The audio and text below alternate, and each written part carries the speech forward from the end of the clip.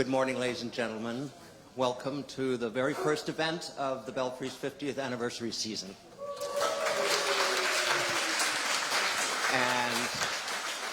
And welcome to the 13th year of B4Play, every year of which Gregor Craigie has hosted it.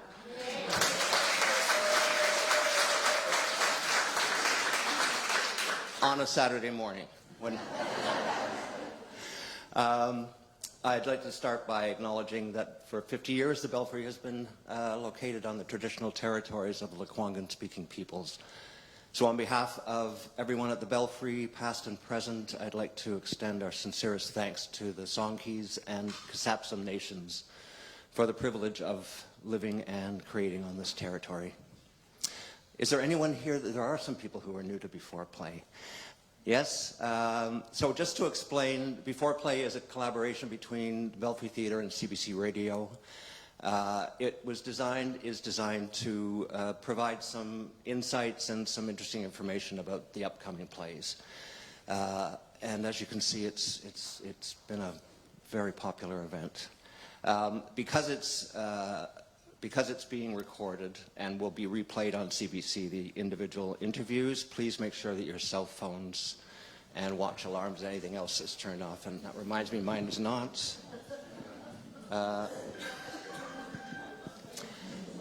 That's also why we use microphones in this small space, because it's being recorded. Welcome to the B4Play for 1979. This is the play that was meant to end the 2019-2020 season, but was canceled due to, we all know why. And so we're thrilled that we're finally getting back to this play. So I won't take up any more time. We've got a fantastic group of guests. You can all have seats, you know. So I'll hand things over to Gregor. Thanks, Gregor.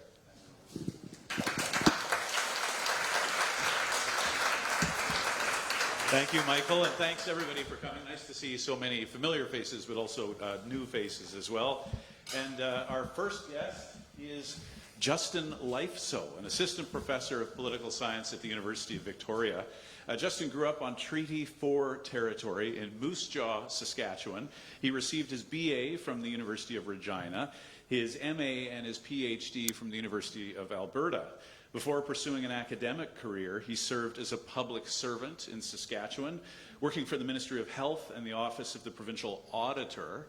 He is a scholar and a teacher of Canadian politics, a subject about which he has written extensively. In short, he is an expert on power, policy, and politics across this country, and we're very lucky to have him here today. So please welcome Justin Liefso.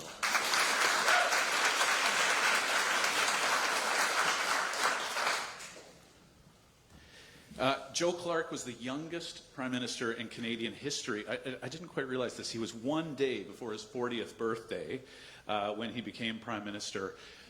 Given that his nickname was Joe Who, how did Clark become the leader of the Progressive Conservatives 3 years before that in 1976?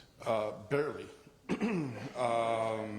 That's going to be actually a standard answer I have for you for the next few questions. Is he barely won 76, he barely won 79, and then barely lost in 80. But in 76, he was very young, very unknown on the national political stage, but pretty well known among progressive conservatives. He had been Robert Stanfield's staffer in the the leader of the opposition's office, and he had been very, very active in progressive conservative politics in Alberta his whole life, going back to his time as a student at the University of Alberta. And the 76 convention was a very sort of old school convention, we'll say. It was delegated, right? So there was something like 2,200 delegates who gathered together in a big sort of space, big convention center, and then it was jockeying for position and negotiating as candidates fell off. And the first candidate, leadership candidate who fell off was Flora MacDonald, who he was very close with. She put her support behind him. Others started to put their support behind Claude Wagner, who was a francophone.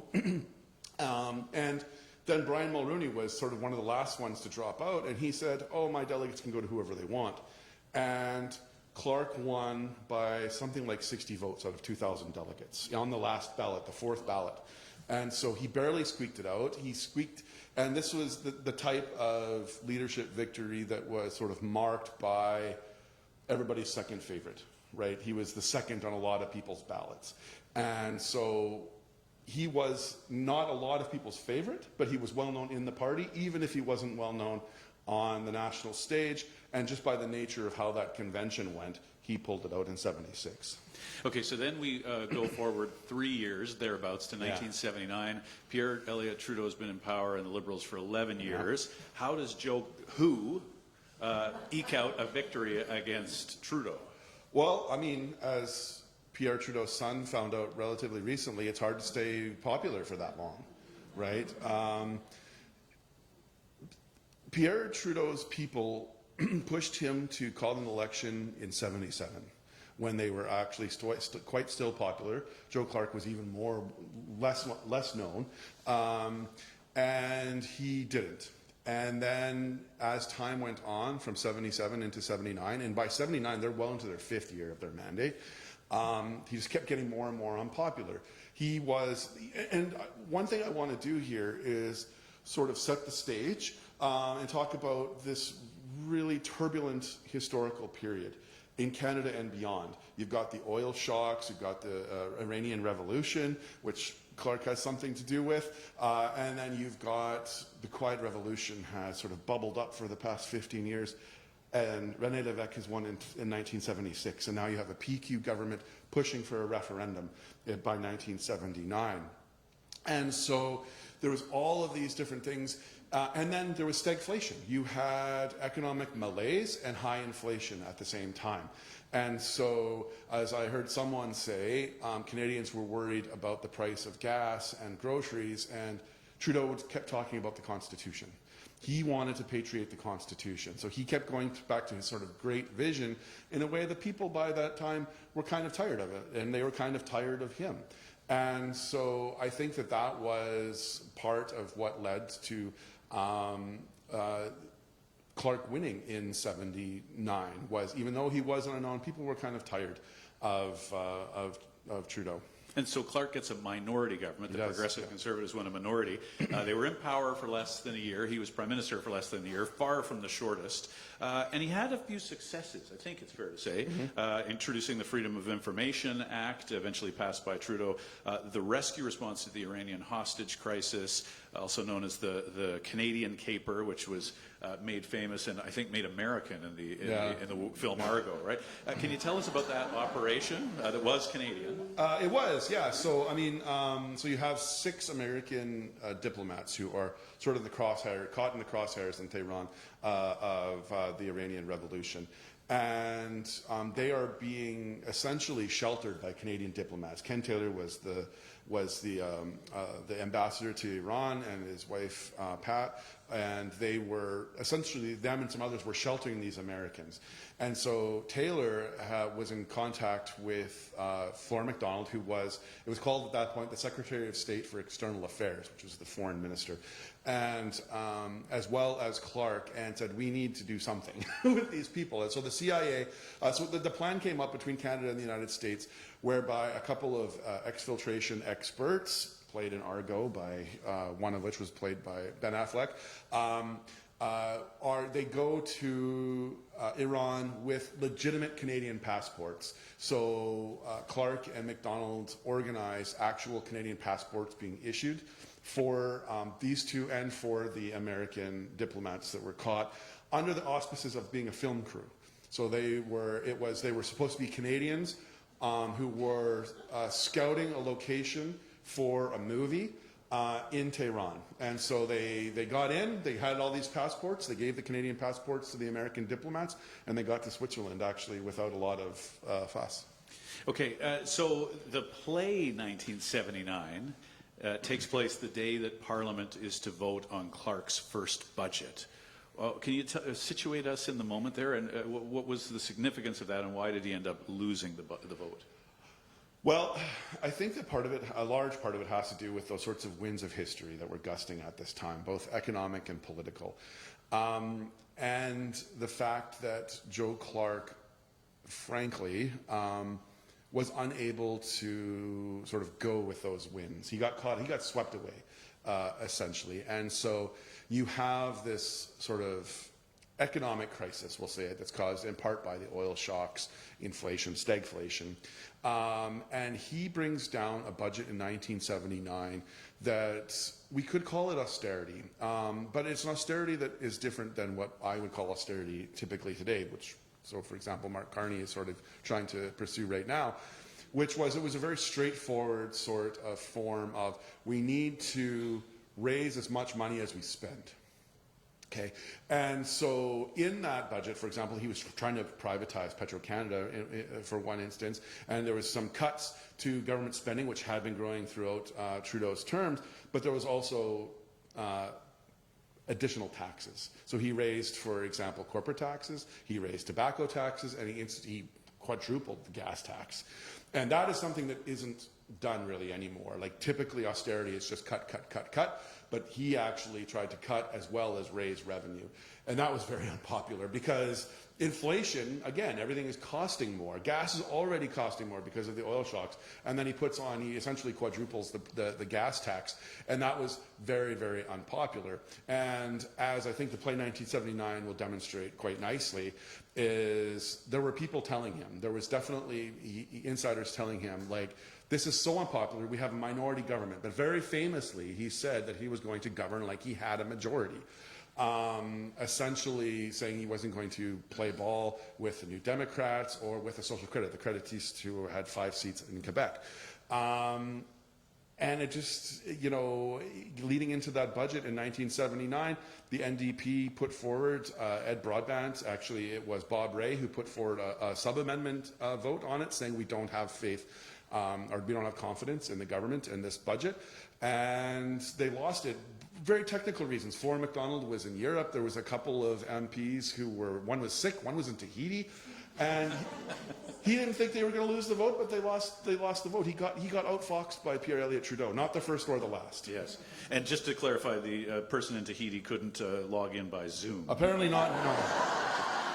Just for our younger listeners. So the election transpires because he loses this vote of confidence. And so why do you think he and the PCs lost the 1980 federal election? Well, he had barely won 79, right?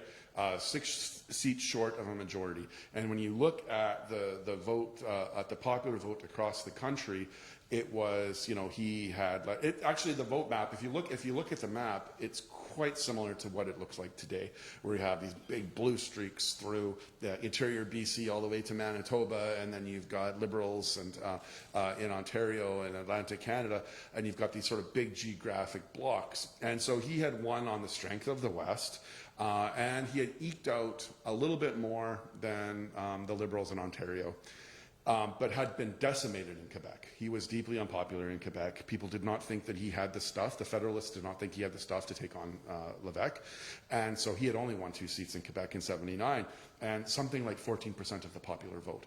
And so he actually lost some of the popular vote in Quebec, as did the Creditistes. They got wiped out by the Liberals in Quebec. And then he lost 5% of the popular vote in Ontario, and the Liberals picked it up. And so they switched, and they got a few more seats, right? And so it really didn't take much. You've got these turbulent things that are happening, these winds of history, as I've talked about. It doesn't take much to change the popular vote, and thus the vote count, or the seat count, by just a little bit. And that's all that Trudeau needed. And so he didn't have a big majority, but he got a small majority that way. Okay, so then Clark and the PCs are relegated to opposition for years. But then Mulroney comes in. Clark is a cabinet minister. Years go by. I'm doing a huge précis here. Now we come to the late 90s, and he's once again elected leader of the party in 1998. What were the circumstances that led to that? You know, Mulroney was deeply comically unpopular by 1993. He saw the writing on the wall. He steps down. Kim Campbell takes one for the team. You know, not her fault that they got decimated so badly in 1993, but they did by the Liberals. And so the PCs were very much in the sort of political wilderness, clinging to a version of conservatism that was increasingly disappearing. a red Toryism that was not socially conservative in the way that the Reform Party, which had emerged as another sort of pressure on the progressive conservatives, was offering. Okay, and so they were holding on to that particular form of conservatism. They were hoping that they could. His plan was, when he won that leadership in '98, he really thought that they could start making ground up in Ontario, thinking that the Reform and the Canadian Alliance wouldn't be able to break through in Ontario. So he thought that they would be able to. I think that one of the reasons that he won that leadership after Jean Charest stepped down as the leader of the PCs and became the leader of the provincial Liberals in Quebec.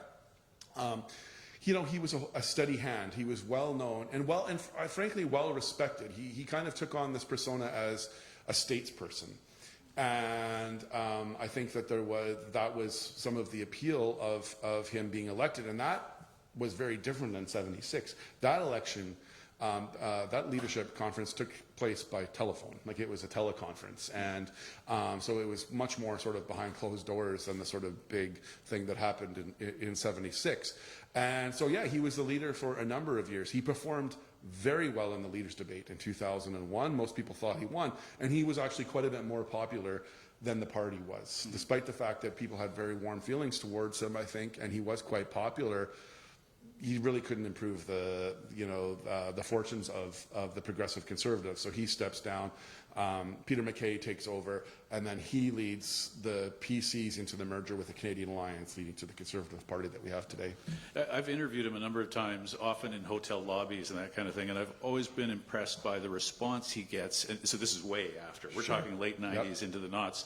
And there's always somebody who's quite fond of him, like almost nostalgically fond of him. So I wonder, will that be his legacy, or how do you think his legacy will be viewed? The later Joe Clark, or the Joe Who, or the 9 months of Prime Minister Joe Clark? I think that he will be remembered more warmly than the events of 1979 and 1980 specifically would warrant, because of the body of his career, which he did take on that sort of persona as a statesperson who I think very much like Ed Broadbent, and they were quite close actually, just, being a conservative and a social democrat. They had the same sort of approach to parliamentary, the parliamentary system, to democracy. He was also a social progressive in a way, like I said, that really started to stand out in the turn of the century. In 2001, he was the marshal of the Calgary Pride Parade, right? A time that really stood out in comparison to the Canadian Alliance at that point, which was vehemently against same-sex marriage. So I think that for a number of different reasons, he will be remembered warmly. Although always, I'm sure he still wishes things had happened differently in '79, right? And he wasn't able to hold on to power. And I think one of the things that the play does really, really well is demonstrate that there are different interpretations of what politics are for and what power is. And his, in the end, didn't win out in '79. Let me ask you finally about the play, which has a fair bit of humor. What are your thoughts on, as a political scientist who studies the minutiae of this, of art to tell and offer us new ways of looking at real-life events, history, and politics? Incredibly important, I think. I mean, you listen to a guy like me talk all the time. I'm going to tell you about like the popular vote and all of these things, and the human aspect can get lost, and the abstract dimensions get lost. Like, I can come and also talk about like power and politics and all of these things, but I think that you can look at something like those concepts from multiple different angles, and I think that the play, as a representation of the arts more broadly, allows us to look at those sorts of concepts in a way that brings them to life. And I'm really looking forward to seeing the performance. Justin, thanks so much for being here with us today. Great to have you with us. Thank you so much. Thanks.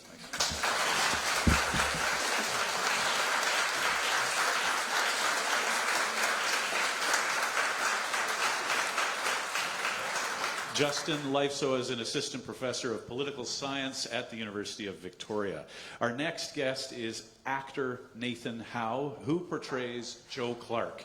Nathan has previously appeared at the Belfry in Salt Baby, 4,000 Miles, and 1939. An actor, musician, songwriter, and playwright, Nathan's latest play, Radio Town, opened 2 weeks ago at Ontario's Blythe Festival. He's a very busy man. Please welcome Nathan Howe.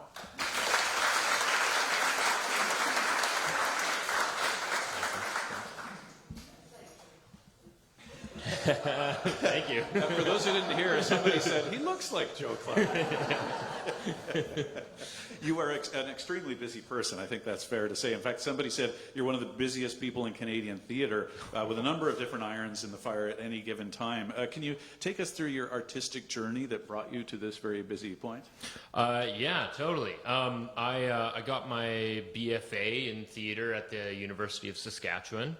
And our theater, our main stage was kind of like this room. We're in a little black box room where you can like adjust the, where the audience is, what the space is. And because of that, we didn't really have any tech students. So if I wasn't cast in the show, I had to design the sound or be backstage. So I really learned, I built a few sets. I had never held a drill before in my life, but the set construction prof was like, here, we have to do this. So I learned a lot about making theater from every angle and kind of carried that into my career. And now that I've been doing it for 15 years, I've kind of like kept up a lot of those skills, and it helps me kind of stay in the building. One of the people I work with the most, Yvette Nolan, calls us theater rats, because it's like I'll do whatever keeps me fed. That's really neat that you're multi-talented and adaptable.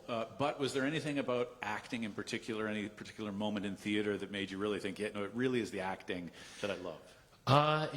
Yeah, I think so. I mean, I will say that whatever I'm doing, I kind of really love it at that moment. But acting is quite, what's the word? I like, it's cathartic, I suppose. Like it's really kind of wonderful to kind of drop everything I'm thinking about my whole life behind while I'm getting into costume, and then just for 2 hours just be something else. I don't know how often people get to be in rooms with like 400 other people all doing the same thing, and that's really quite special.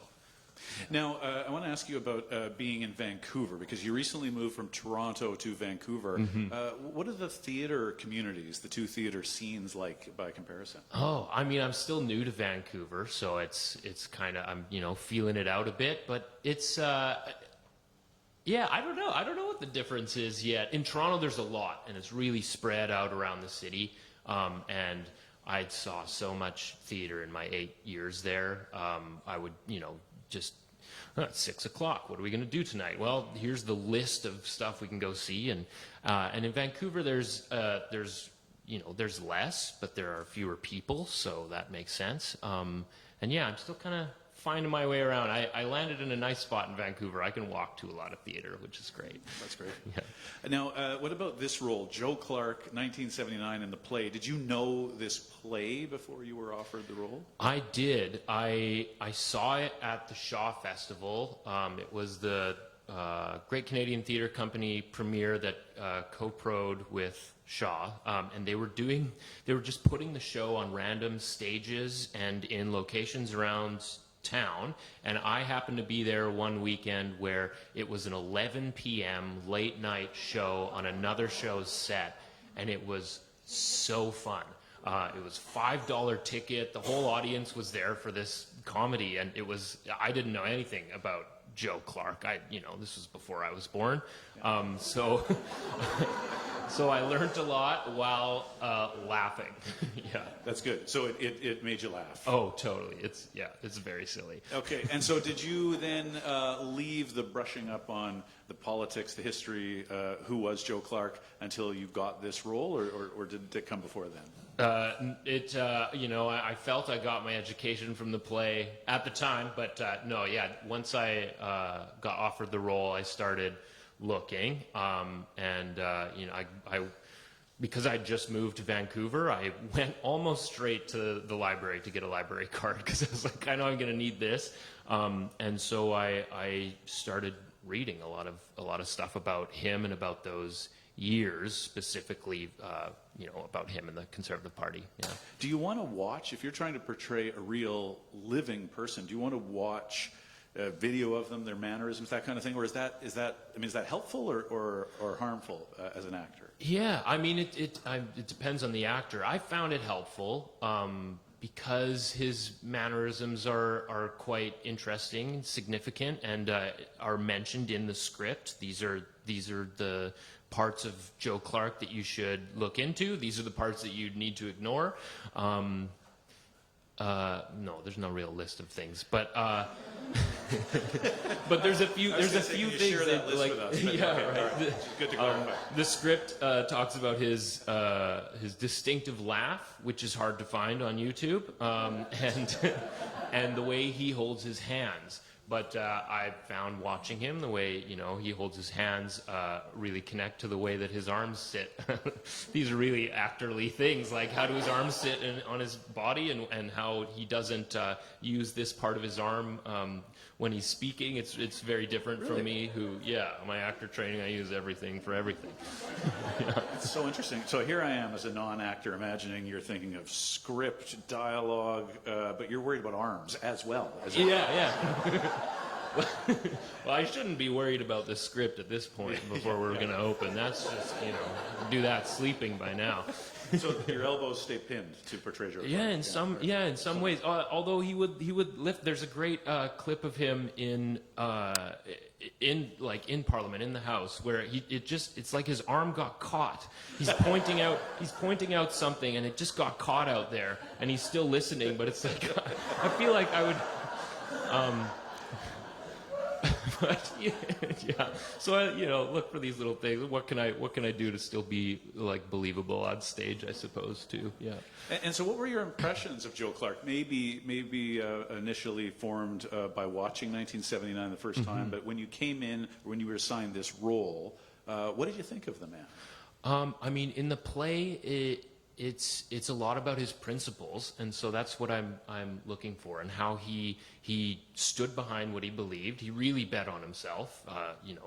We heard that he lost, but his belief in what he was doing and what his view of politics was were really strong, and I think the play does a really great job of everyone's telling him what politics is and how he has to conduct himself to keep power.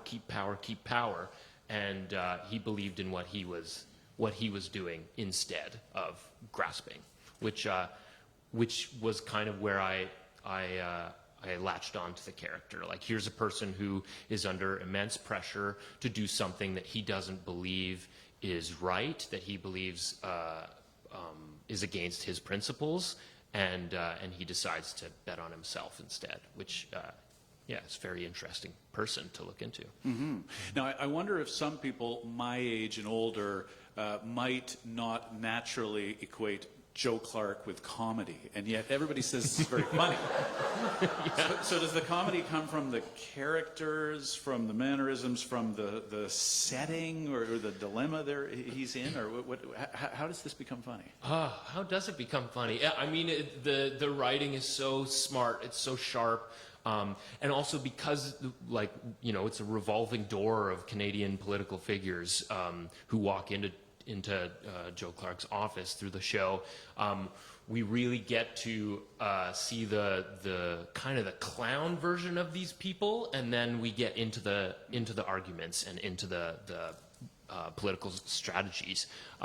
So I think the play does a really great job of it's like playing the accordion of the thing. Like when Pierre Trudeau enters, we know who he is, and it's like a wild time. And then eventually we get from the caricature to these two guys negotiating, how to be the prime minister. Interesting. Yeah. So if you could ask Joe Clark one question, and you never know. I mean, he's you might come. Well, you might run into him at an airport or something. What would you ask him? I should have thought about this question. I mean, how do you feel? How you doing? A little bit. I mean, I'm living in the Joe Clark time of that night before or during the vote. So it's a really stressful time. I'm sure he's relaxed a bit in life. Yeah, what would I ask? I mean, I guess like, would you have done anything differently? Do you regret? Do you regret how you conducted that night? I think that would be the biggest question. That's a good question, very pointed. And when you are portraying Joe Clark on that 1919 night in 1979, do you have any advice for him? Do you think there's one thing he could have or should have done differently?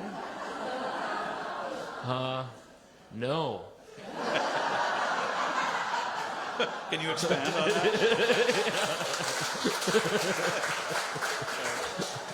I mean, at least from my perspective in the play, like I believe he put his principles above holding power, which I think we could see a bit more in politics and in life. Like, And maybe that's it, or maybe it's something else, Nathan. But what do you hope audiences take away with them after seeing 1979? Oh, I mean, I hope you have so much fun, and also you leave with the same questions that I do. Like, what is it to be ethical in politics? Are you able to be ethical, and still, still be able to do the job? Because we see some ethical politicians just get voted out, and especially right now with what's going on in North America, I think it's good. It's time to start questioning that. Like, what are we voting for, and what kind of country do we want to see going forward? Yeah. Nathan, great to see you. Best of luck with all your many future endeavors, and thanks very much. Great, thanks. Great to see you too. Thanks.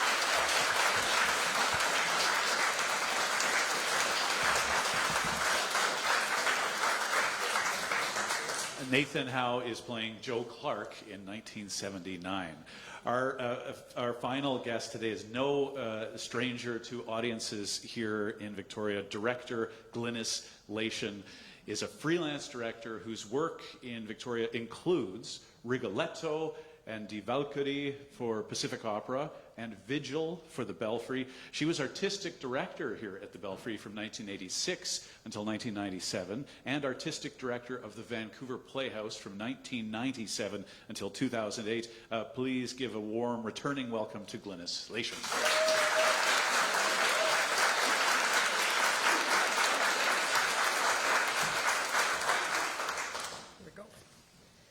Okay, way down.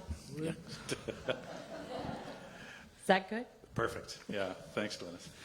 Now, this play was about to go into rehearsal, as Michael said, in March of 2020 and was canceled when the pandemic hit. And now, 5 years later, it's a very different time politically. Does the play have any different resonance now? Oh, my goodness. Unbelievable. It really is interesting. I think part of the journey the first time round was we had just done a play at the Belfry with Michael, Proud, which focused on Stephen Harper. So it seemed like a continuum, because this play, interestingly enough, about Joe Clark, is a lot about Stephen Harper as well. So that really was the focus when we were first going to do it. And then the halt, the time of halt, and much more what's been happening to Canada, to the world, in terms of politics after COVID and the huge changes. More and more I'm going, was Michael Healy some sort of reader of the stars? Was he reading cards? How did he know so many things that now are in the zeitgeist? Everything that we are experiencing seems to be embedded in the really nitty-gritty core of what is a very witty and, I hope, funny play. But it really is about qualities of, for me, qualities of leadership, what our expectations of leadership are, and the swings in the style of leadership from someone trying to find consensus in the core to extremities and extreme positions. And it's resonated in ways I kept reading, and I'm going, oh my gosh, I never even noticed that when I was reading the play the first time. So yeah, significant. Now, when you first encountered the play, if you'd read through it first or maybe a few times, did it change at all what you thought or how you felt about Joe Clark based on what you knew about him? Yes, it did. I think we all listened to Nathan, and there's heart and humanity and soul, and I didn't associate that with Joe Clark. Joe Clark was a decent guy in my mind, but I didn't understand, and Michael Healy gave me a Joe Clark that encouraged me to really think about the spirit of someone who isn't prepared to hang on to power at all cost. He's not driven by power, a need for, a want of. Longevity was not his game. And my admiration for Joe Clark has significantly changed. Without having read the script or seen the play, I'm tempted to feel admiration for the fact that you could turn this into a comedy. I hope that doesn't sound too doubtful. I just wonder how he chose that genre. I'm getting freaked out at all this comedy stuff because you might sit there and go, well, not very funny to me. I hope you hear this, Nathan? No, I think it's funny because I'm hoping you find it funny because Michael Healy is a really smart playwright. And while he's talking about big issues politically and history of the country, he's not holding on to history. He plays fast and loose with some details within the spirit of truth. But more importantly, I think as a playwright, he is interested in farce. He's interested in, so what would happen if all of a sudden, not naturalism as we understand it, a real event in a real office in real time, but all kinds of theatrical conventions and ideas. So we get to see Joe frolic with Maureen. Now I'll just leave that image in your head. But there he is, frolicking away, and who knew? Who knew? But farce can expose real truths, can't it? Absolutely, of course. Because good farce is about extreme types and behavior. So I very much admire, personally, Pierre Elliott Trudeau, one of my heroes, actually. Well, in this play, qualities in Trudeau are taken to quite an extreme. So arrogance in a shrug reaches a whole new dimension. So that's fun, but it comes from something. But in the end, he's given his due, I think, in the play. So it's fun. It's fun balancing all of the... It's great to do something that can make us laugh about politics. I haven't done that in a while. But at the same time, we want you to experience something that will spur conversation, that you can have a conversation about. And in that way, you need to connect to humanity. So that's where the play takes a turn. And there's quite a long and complex scene. And Healy is brave enough to take the pace and the energy of some of the earlier work and arrive at a place where he thinks the audience is ready to, well, what would happen if? And we have a conversation that is not historical, but is deeply meaningful for today. I think Belfry audiences are pretty intelligent, so I mean no disrespect, but I wonder if you think that overly partisan people, or let's say overly, extremely partisan people, lifelong conservatives, lifelong liberals, New Democrats, what have you, will any extremely political, extremely loyal people have a difficulty watching a play like that? Absolutely.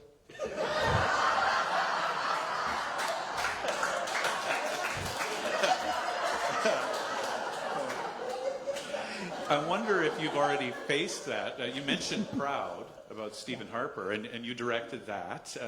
How do you compare these two plays? Well, I think that's Michael's great knack.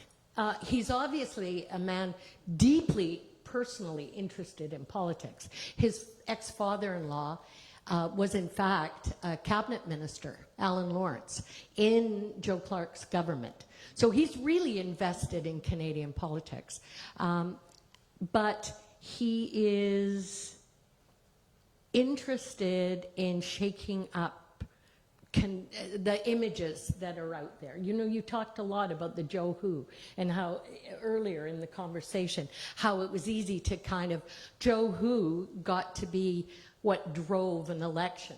And instead, Healy wants you to step back and go, well, wait a minute. So I remember in Proud thinking, there's all the things about the cold, icy, Stephen Harper that is an image, but then we got to hear about his passion for the North and the ideas, more of the ideas of what might bring his soul and bring his passion to the fore.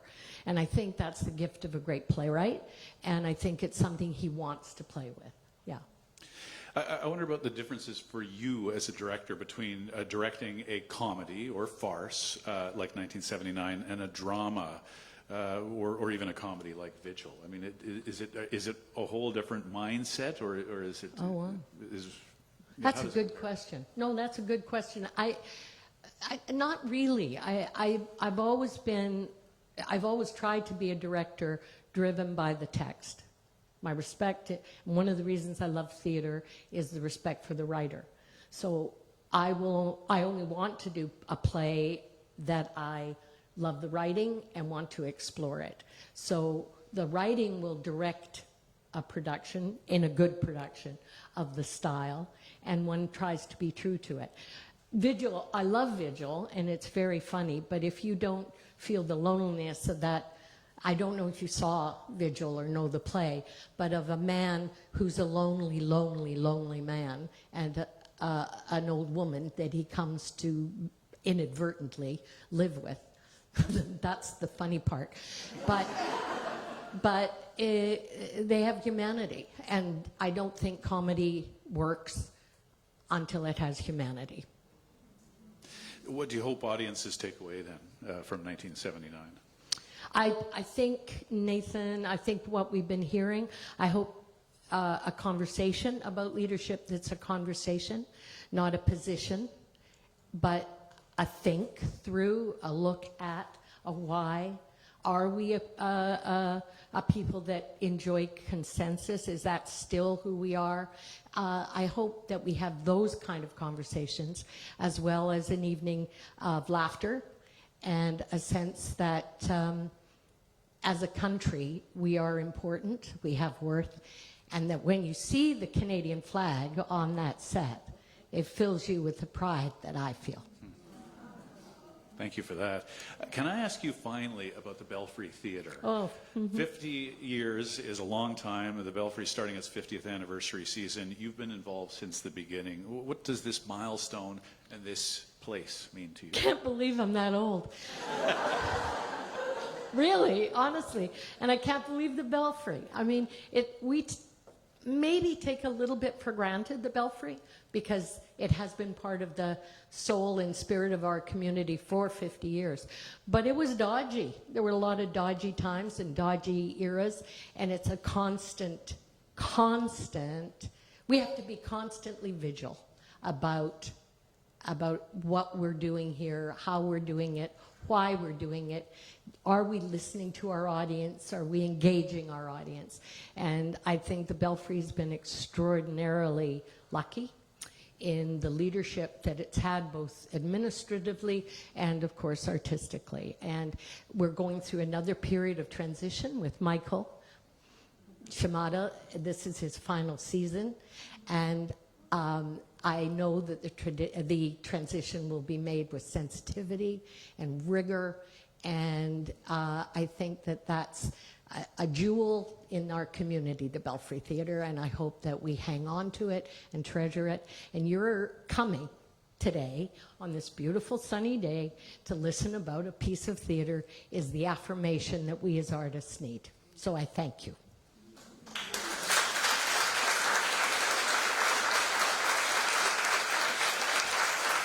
Glynis, thank you so much. Thank you for being here at a busy time, as always. Thank Much you. obliged. Thank you, Glynis.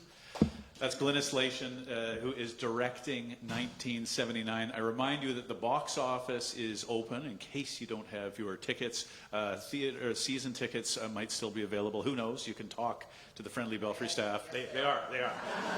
And you might even want to, I don't know if this is allowed, you might even want to take a peek at the terrific drawings there. I was really taken in by those familiar politicians and the sketches there, a behind-the-scenes peek that people who don't come to B4Play don't get to see. Anyway, thanks for coming, everybody. Have a great sunny Saturday, and join us again at the next B4Play, please.